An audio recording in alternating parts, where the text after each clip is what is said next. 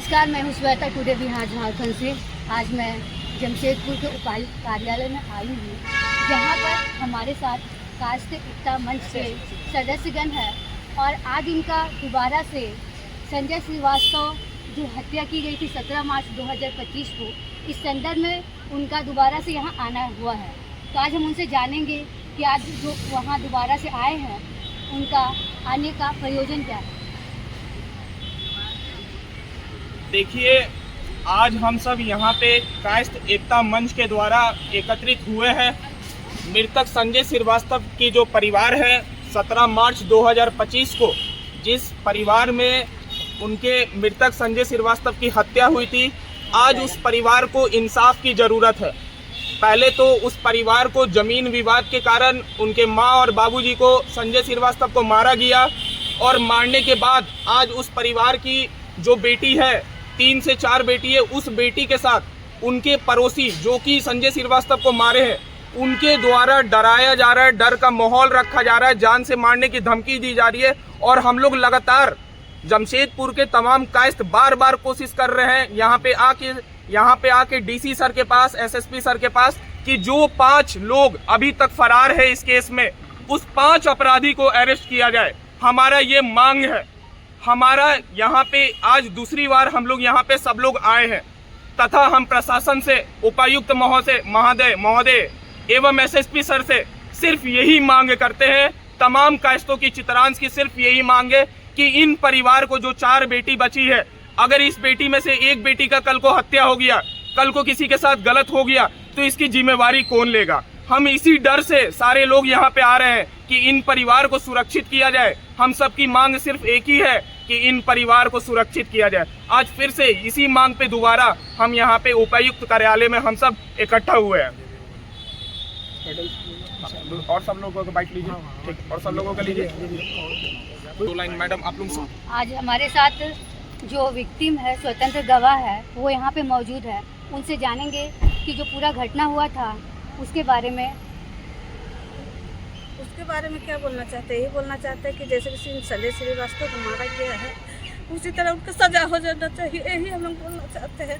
कल को हम लोग को भी ऊपर भी लमा सकता है और कुछ नहीं बोलना चाहते हैं। हम लोग को भी बेटा बेटी है, रात अंधेरे को आते, कोई 11 बजे आता, कोई 12 बजे आता। अगर यदि कुछ हो जाएगा रास्ता में तो इसका जिम्मेवार कौन लेगा। पुलिस तो सुनती नहीं है।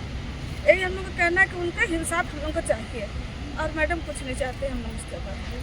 एक और गवाह हमारे साथ है जो कि आप जैसा कि देख पा रहे हैं कि काफ़ी डरे और सहमे हुए हैं। उनसे जानेंगे। मेरा नाम सुशीला देवी है। मैं संजय श्रीवास्तव का जस्मीन दिल गवाह हूँ।